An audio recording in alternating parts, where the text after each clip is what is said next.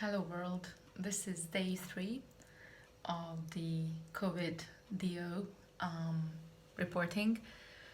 I promised yesterday that I would be sharing some of the positives with you, but unfortunately before doing that I have to tell you about that as of just now there have been 4 people, Hungarian people who died because of the coronavirus. So this is a major turn point that it's getting widespread in Hungary as well. But let's not talk about that first. Let me tell you that today and yesterday I had a huge translation project that I had to finish, which meant that all my mental capacity was occupied with the number of words that I had to squeeze through the system of my brain. So actually this week ends with me being mentally tired, and even though we cannot do much about exercising, we can take some lonely strolls in the neighborhood. And what we did find is that the touristic sites that are just near the house, so it's not like, I had to travel to these sites to check the situation there. It's literally a couple of minutes from my house. So, or not literally, but physically.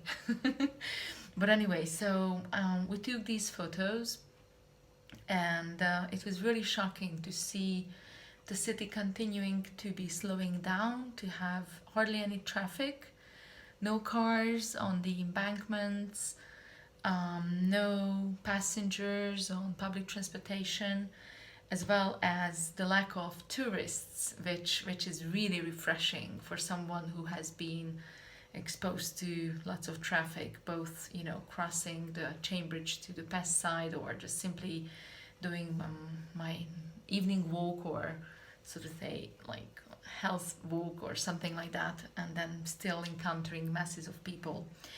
But about the positives, I have made a dedicated and conscious effort to make the best of this time. So what I decided is that I'm right now listening to audible books, audiobooks. I'm just about to finish the 5-second rule, which gives you a huge impetus as to how to take the moment and get the most out of that. I think it's Mel Robbins, the author of the book. And it has been great help for me because my efficiency, let's say, savviness, and being someone really adamant on proficiency and productivity and the best use of your time and all sorts of management, not just time but energy management as well. This is something that I already see that it's useful and it can be put into practice. And just to give you also a glimpse about the neighborhood, there are signs also in the hallway and stairway of the house.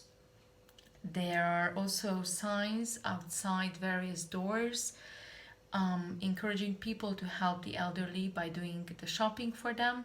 Actually, there is one sign that was posted by the local municipality which promises people that if anyone is above the ages of 60, they can let the municipality know and they will go to do their grocery shopping, go to the post, the bank, or they will also take the dog for a walk if required.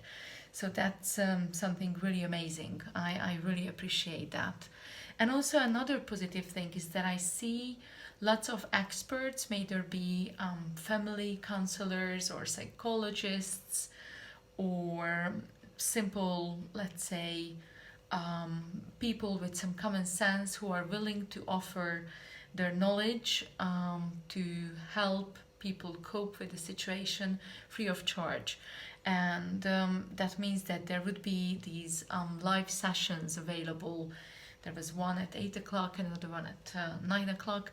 I really, really like that people are willing to give their knowledge and actually make that deployed, for the benefit of the public. So that's something that is really, really close to my heart. And then, about translation work. So, as I have mentioned before, I'm a freelance translator, but primarily an interpreter. And at this season, it is not really out of a choice. It is basically a strict path that I have to take because I can translate.